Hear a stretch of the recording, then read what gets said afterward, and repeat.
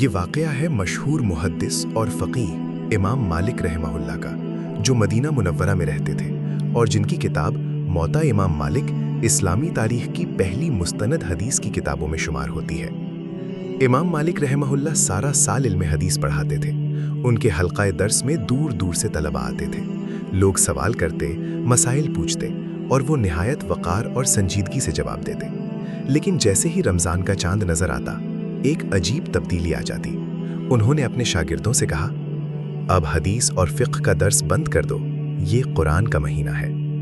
سوچنے کی بات ہے، وہ شخصیت جس کی پوری زندگی حدیث نبوی صلی اللہ علیہ وسلم کی خدمت میں گزری، وہ بھی رمضان آتے ہی سب کچھ چھوڑ کر صرف قرآن میں مشغول ہو جاتی تھی۔ امام مالک رحمہ اللہ مسجد نبوی کے قریب بیٹھتے، وضو کرتے، خوشبو لگاتے، باادب بیٹھتے اور پھر قرآن کی تلاوت شروع کرتے تھے۔ وہ فرماتے تھے، رمضان قرآن کے نزول کا مہینہ ہے، اس مہینے میں سب سے زیادہ توجہ قرآن کو ہونی چاہیے۔ کہتے ہیں کہ وہ رمضان میں اتنی کثرت سے قرآن پڑھتے کہ بعض اوقات چند دنوں میں مکمل ختم کر لیتے۔ ان کی آواز میں خشوع ہوتا، آنکھوں میں آنسو ہوتے اور دل میں اللہ کا خوف۔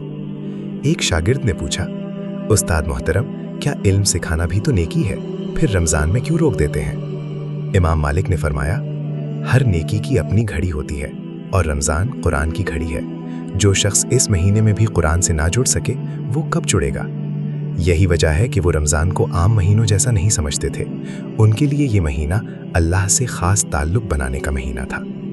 اس واقعے سے ہمیں یہ سبق ملتا ہے کہ رمضان ترجیحات بدلنے کا نام ہے۔ اس مہینے میں قرآن سے تعلق مضبوط کرنا سب سے بڑی عبادت ہے۔ اگر ایک عظیم عالم بھی رمضان میں اپنی مصروفیات کم کر سکتا ہے تو ہم کیوں نہیں؟